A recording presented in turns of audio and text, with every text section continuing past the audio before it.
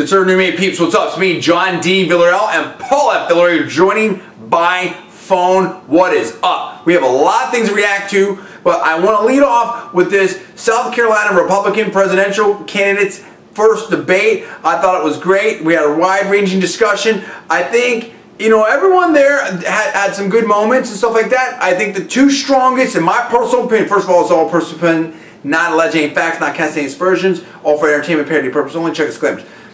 In my personal opinion, the two big winners of the debate were Ron Paul and Herman Cain. And of those two, I think overall, Herman Cain came off a little better, a little stronger, and was the overall winner. That's my personal opinion.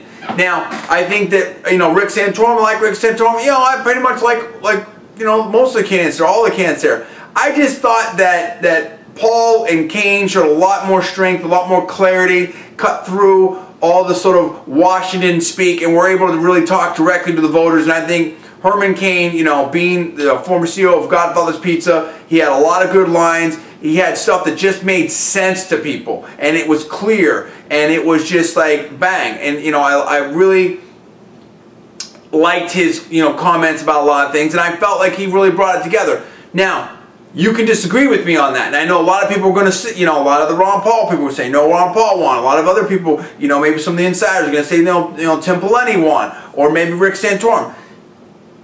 You tell me what you think, and you know, I don't care what you think. You can, as long as you have a well-reasoned argument, and that's fine. We can talk about that, and we can debate it, and I can tell you why I think that Herman Cain won.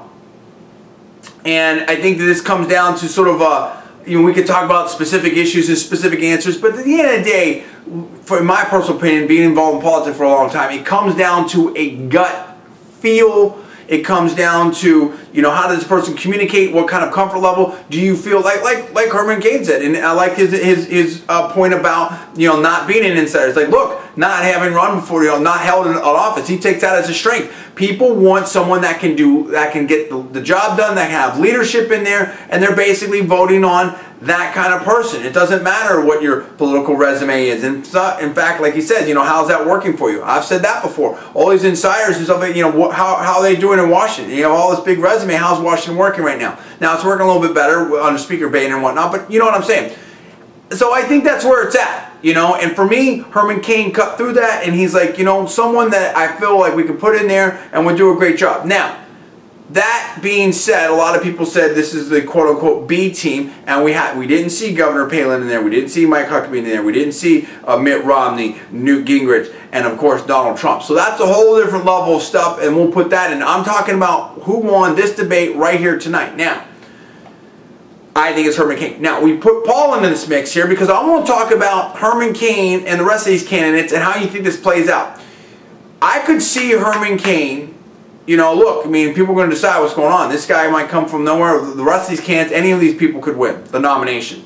But if this group right here doesn't win the nomination, I could see someone like Herman Cain being on that VP slot and being very effective in that slot. What are your feelings about that?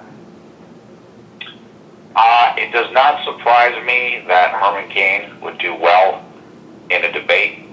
I believe he's a professional communicator now on the radio. I like Herman Cain.